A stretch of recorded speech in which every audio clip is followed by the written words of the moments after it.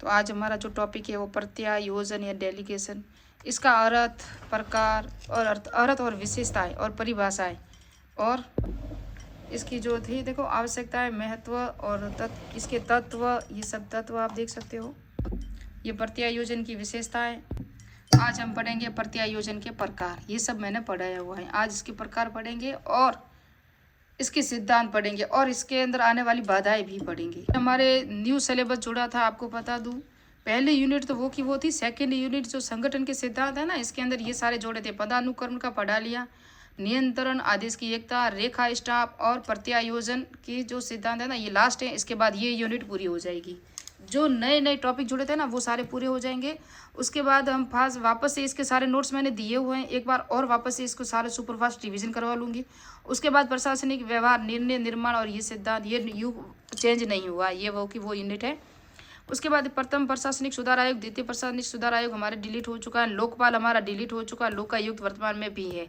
और ये न्यू जुड़े हैं ना, राजस्थान में प्रशासनिक संस्थाएं जो राज्य निर्वाचन आयोग है, सामाजिक लेखा परीक्षाएं, राजस्थान गारंटी जो public service in 2011, Rajasthan right to hearing act 2012, ये नए जुड़े हैं, इसको भी करेंगे। ये आरएस में थे पहले प्री में, और वर्तमान में सीईटी आरएस में प्री में तो है ही, लेकिन इसमें भी जोड़े गए। असिस्टेंट प्रोफेसर में भी ये टॉपिक थे। तो इसके प्रकार में बता दूं, स्थायी और अस्थायी प्रत्यायोजन क्या होता है। स्थायी प्रत्यायोजन यही होता है, मैंने कहा इस प्रत्यायोजन का प्रकार ही क्या होता है, कार्यों का बंटवारा होता है ना। तो इसके अंदर जो प्रकार है कार्यों का, स्थायी नौकरी होती है वो उसका एक ही कार्य होता है, और एक जो होता है जो एक नौकरी पे होते हुए दूसरा कार्य देना।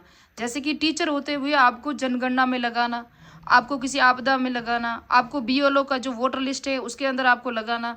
तो ये क्या आप प्रॉपर, तो आपका स्थायी जॉब कौन सी है, गवर्नमेंट जॉब है, नौकरी है, टीचर है, लेकिन उसके बाद आपको ये लगाना, तो ये स्थायी अस्थायी हो गया प्रत्यायोजन। यानी कार्यों का बंटवारा होता है ना। पूर्ण और आंशिक यह होता है किसी जिसमें कोई शर्त नहीं होती, जिसे कहते हैं पूर्ण, यानी कि एक ही नौकरी पे आप जा रहे हो और इसमें कोई शर्त नहीं है। इसमें कुछ शर्तें दी जाती है ना, जिस तरह आप किसी कॉन्ट्रैक्ट पे जो कार्य लेते हैं ना, जैसे कि आप उद्योगों में वगैरह में कोई भी 1 साल के लिए कॉन्ट्रैक्ट होता है, इतने टाइम पर, इतने बजट पर आपको ये कार्य करना है। जैसे कि रेलवे में हो गया, सौर ऊर्जा का भी क्या है, एक कॉन्ट्रैक्ट ही है, आपको इतनी सोलर प्लांट लगवाने हैं, सरकार उसको बजट देती है और निश्चित 1 साल में आर्थिक समीक्षा आती है, फिर उसका अवलोकन किया जाता है। औपचारिक अनौपचारिक प्रत्यायोजन, ये भी कार्यों का बंटवारा होता है। इस संगठन में किसी संगठन होता है जो औपचारिक संगठन होता है ना, उसके अंदर लिखित नियम, उपनियमों में, आदेशों, प्रक्रियाओं के अनुसार प्रत्यायोजन कार्यों का बंटवारा होता है। यहाँ आप जॉब करोगे तो नौकरी लगे, आपको पढ़ाई करोगे, एग्जाम दोगे, एग्जाम के बाद आपके सारे प्रमाण पत्र, जाति प्रमाण पत्र चाहिए, कि आपके विवाह पंजीकरण वगैरह सारे जितने भी first year, second year, BA final, जितने भी आपके मार्क लिस्ट, वो क्या हुआ, औपचारिक हो गया।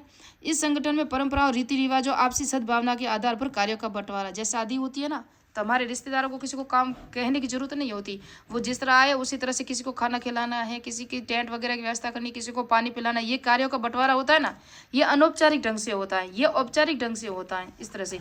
यानी कि ये हम इसको हमारे को कहने की जरूरत नहीं होती। मौत वगैरह हो जाए तो भी लोग, हमारे परिवार के आस पड़ोस के सब आके काम में जुट जाएंगे, उसको काम कहने की जरूरत भी नहीं होती, वो होता है अनौपचारिक। प्रत्यक्ष अप्रत्यक्ष प्रत्यायोजन का अर्थ है कार्यों का बंटवारा। डायरेक्ट और इनडायरेक्ट, प्रत्यक्ष में अधिकार प्रदान करने वाले, अधिकारी प्राप्त करने वाले मध्य कोई अन्य व्यक्ति होता है, और आप अधिकार प्रदान कर रहे हैं और अधिकार प्राप्त करने वाला, जो आपको जॉब दे रहा है और जॉब प्राप्त करने वाले के मध्य में कोई व्यक्ति या स्तर नहीं होता है, बीच में कोई कड़ी नहीं होती है। जबकि अप्रत्यक्ष प्रत्यायोजन में उच्च अधिकारी निम्न अधिकारी के मध्य कोई या व्यक्ति स्तर होता है, तो ये तो होता ही है। जब हम जॉब करते हैं तो एक तो ऊपर स्तर पे होते हैं, एक निम्न स्तर पे होते हैं ना, इस तरह से स्तर होता है। लिखित, मौखिक जो विधिवत तथा लिखित आदेशों में किया जाता है। औपचारिक, महत्वपूर्ण, स्थायी भी होता है। ये लिखित वाला होता है ना, वो स्थायी भी होता है। जो मौखिक टेलीफोन पर किया जाता है, अलिखित होता है, मौखिक होता है, संप्रेषण के माध्यम से, ईमेल के माध्यम से जो भी होता है वो क्या होता है, वो मौखिक होता है। वो आपको दिख नहीं रहा, सिर्फ इशारों से, हाव भाव से, आपके बिना देखे टेलीफोन से, आपकी ऑडियो रिकॉर्ड से होता है ना जो कार्यों का बंटवारा। किसी को फ़ोन करके बोल दिया कि मेरा जो काम है वो आप कर लेना, वो क्या हो गया, मौखिक हो गया।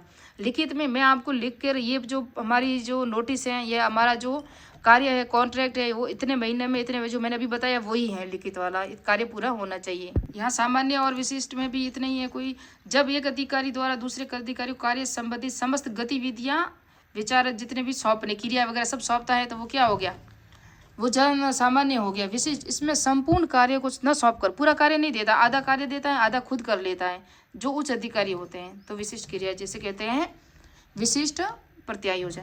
दिशा के आधार पर प्रत्यायोजन 4 प्रकार का होता है। ऊर्ध्वगामी जिसे कहते हैं अपवर्ड, अप को देखते ही आप इंग्लिश याद शब्द याद रखना, क्योंकि अधीन स्तर होते हैं ना, जो निचले स्तर वाले, उच्च स्तर के और तल से शीर्ष की ओर ये किया जाता है। ये समझ लो जो निचले स्तर वाले हैं, इनसे इनका कांटेक्ट ऊपर वालों के साथ ये खुद करते हैं, उच्च स्तर होता है। निम्न स्तर जो एलडीसी बाबू हैं 4th ग्रेड हैं, जो अभी एग्जाम हुआ था, और ये उच्च स्तर, इन दोनों के मध्य होने वाले को जो प्रत्यायोजन होता है ना, कार्यों का बंटवारा, उसे कहते हैं ऊर्ध्वगामी या अपग्रेड, अपवार्ड।